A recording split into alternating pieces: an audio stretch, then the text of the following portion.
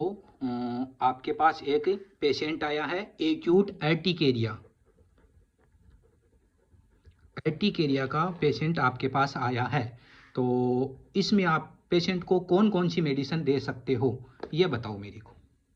ये फ़ोन मेरे को दे दो, आप बताओ कि अर्टिकेरिया में कौन कौन सी मेडिसिन पेशेंट को आप दे सकते हो।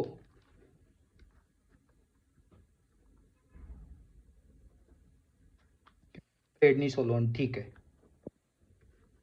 मीनिंग सही से लिखनी होती है, पूरी लिखनी होती है, क्लोरेम्फेन से। सीपीएम, ठीक है, वेरी गुड।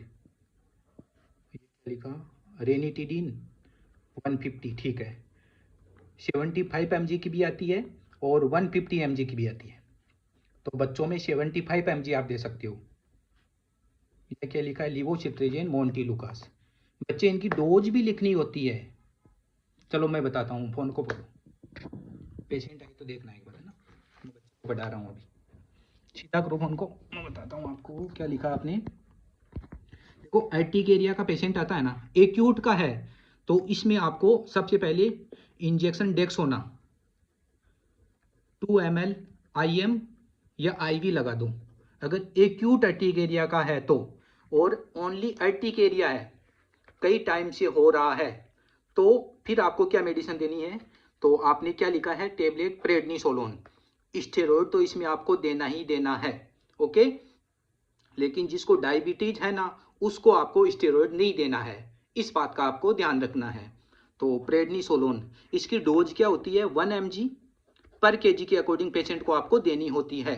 और ओपीडी में स्टेरॉइड ओनली 5 डे के लिए आपको देनी है, इससे ज़्यादा आप नहीं दे सकते, इस बात का ध्यान रखना है। कुछ कुछ कंडीशन में आपको देनी होती है, जैसे नेफ्रोटिक सिंड्रोम हो गया, है ना, तो वो अलग कंडीशन होती है। लेकिन अगर नॉर्मल है ना, और नॉर्मल आप स्टेरॉइड दे रहे हो, तो 5 दिन से ज़्यादा आपको नहीं देनी है, ओके। जैसे नेफ्रोटिक सिंड्रोम है ना, उसमें अपन 2 से 3 महीने तक स्टेरॉइड देते हैं पेशेंट की टेपरिंग करते हुए। इसके बाद में सीपीएम 4 mg की आती है बच्चे, बीडी आप दे सकते हो इसको। रेनिटिडीन 150 भी आती है और 75 mg की भी आती है, ओडी देना होता है बच्चों इसको। लिवोसिट्रेजिन मोन्टेलुकास, देखो एक्यूट है ना बच्चे, एक्यूट में आपको ये देनी होती है ओडी।